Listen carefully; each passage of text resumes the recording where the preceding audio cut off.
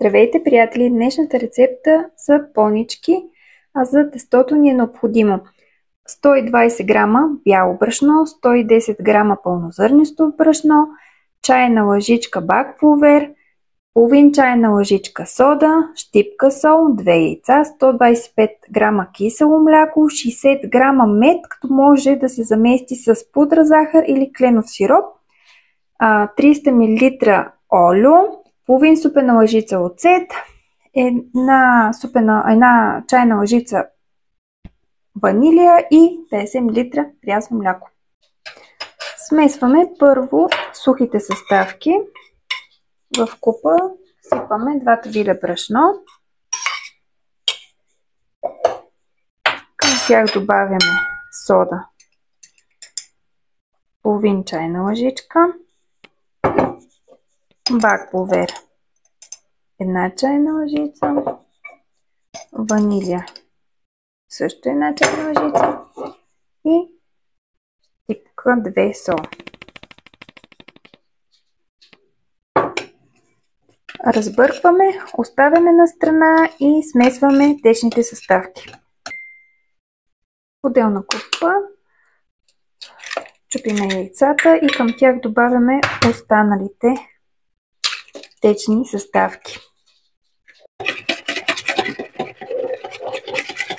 Добавяме си прясното мляко, олиото и киселото мляко.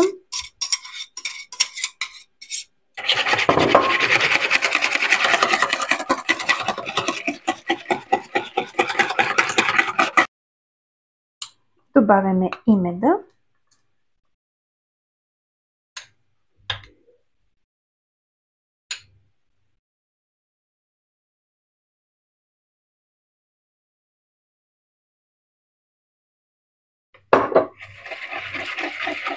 Разбъркваме добре да стане хомогенна смес. И накрая добавяме оцет.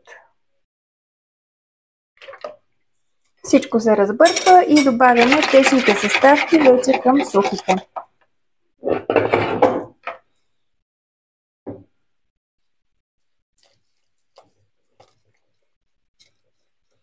Разбъркваме добре.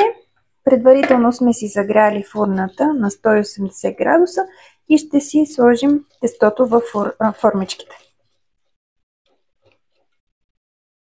Формичките са предварително намаслени и започваме да ги пълним горе-долу около супена лъжица и половина, защото те все пак ще се надуят.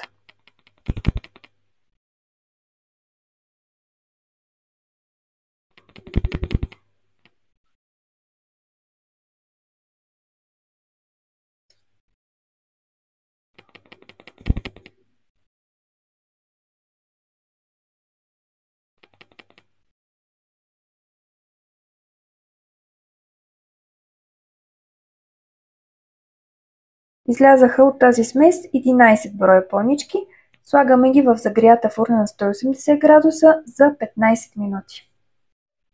След като извадихме поничките от формата, ги оставихме малко да се охладят.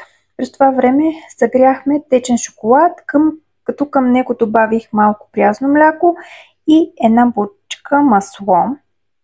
Топваме си поничката и оставяме отстрани да стегне самия шоколад.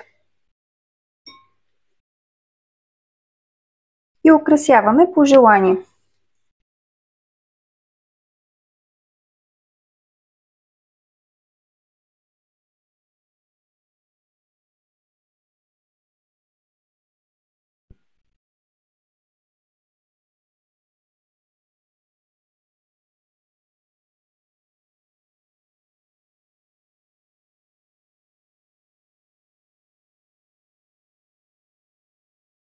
Приятели, това беше днешната рецепта. За още рецепти ни последвайте. До скоро!